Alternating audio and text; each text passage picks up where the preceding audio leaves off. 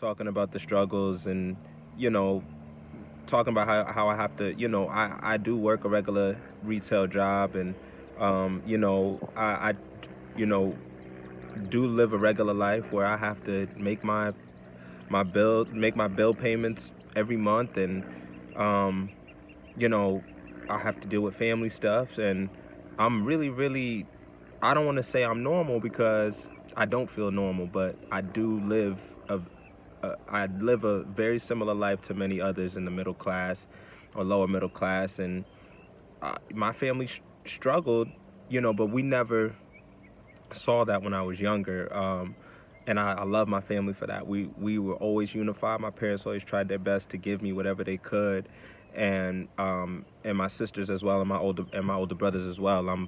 I have three other siblings, and I'm in the middle. But with my family, we've lost everything, and we've bounced back to a better point or a better place in life. So whatever trials and tribulations or struggles you might go through, you can bounce right back from it. I said that this channel will be specifically for music and me just talking music. Excuse me, but maybe I'll start to talk more about business and my thoughts on finances and stuff like that. That's another thing I'm into heavy. It's just business overall.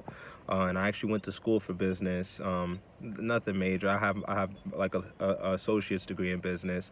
I never got to go away to the big 4 years of the bachelor's because I was trying to grind and make it in this music. So, and I'm happy. I don't regret any change that I made. And it's funny because you see a lot of these people that went away to the 4 years now. A lot of the people that I knew, a lot of my peers, they didn't finish or they graduated now and they may not be in the exact position that they thought they were going to be in. So I've always been raised to see my parents come up from the foxhole and work their way up. So, I mean, if anybody is the same way, I feel like, we're going to make it too. We're going to make it to the top too because we believe and we aspire to get to a better life. But as far as the grind and the music, I did want to just express, like, I dropped that video a week ago. I gave it a week just to see how it was going to do organically on YouTube. And I'm happy about the views on it. Of course, more would always be better, but I'm happy just to see the organic views on it. But this goes back to what I was saying between Instagram, YouTube, and the other platforms. I was doing my experiments between SoundCloud, YouTube, and Instagram, so to speak, just to see how traction and engagement would work. And to no surprise to me, when I dropped the snippets to promote the video on Instagram and Twitter, the views are significantly higher than they would be on YouTube, right? And then on YouTube, to get the viewer, unless you're getting that viewership directly from YouTube, most people that see your videos on Instagram aren't gonna go to your video on YouTube. So that's why I've tried to express in past videos that you're lying to yourself as an artist. I can't speak for other artists, but I gotta speak for myself. I was lying to myself. I'm lying to myself when I drop a video on Instagram and it gets, 200-300 views. I appreciate those views, but that doesn't transcend into the viewership that I would rather have on YouTube. And the reason why I would rather have that viewership on YouTube is because we know the power of YouTube's algorithm and how growing on YouTube is really the platform that I feel can better sustain us as artists and as musicians in the long run. And even YouTube's algorithm is funny. It is very weird. It wants you to stay consistent on the platform in order to be recommended, I guess. Like I said, I was on YouTube a long time ago, so the algorithm was a lot different. Like back then, you could just hashtag a lot of relatable things. Sometimes you could just hashtag random things too, and that would bring viewership and traction to your videos. And my first channel, I experimented a lot with that channel as well, and I was able to grow that one, at least, I would say I got that one at least over 500 to 700 followers. I won't say I got it over 1,000, because that at least 300, 400 might not have been organic views on that, or organic subscribers and viewership, because I was experimenting with the channel. And I've said to y'all in the past, if I didn't say to y'all in the past, I've tried everything in the book when it comes to grinding, like using those third-party promotional services and paying money to try to get my views up and stuff like that.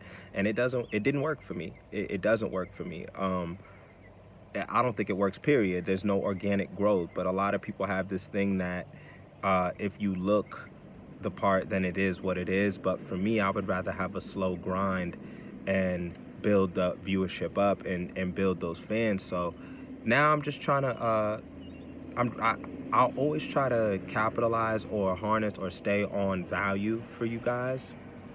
But I did run into a little bit of creative burnout just this last week, and I'm learning about myself. I dropped a music video, and after I dropped that music video and like I gave it that week, I'm like, all right, can I try to break 100? You know, you can only promote on Twitter so much. You can only hashtag the video so much. And between me working, you know, me having a regular work schedule and balancing music at the same time, it becomes so overwhelming because I'm trying to do research on how exactly I can always get the content further, how I can always gain newer fans and build an underground following.